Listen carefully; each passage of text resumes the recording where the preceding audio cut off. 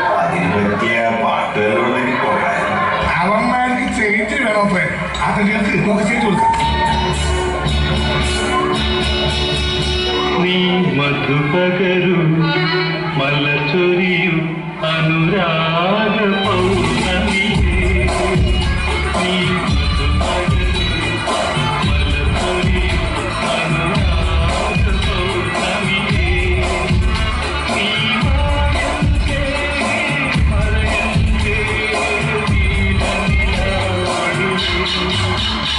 നീ മധുപകരു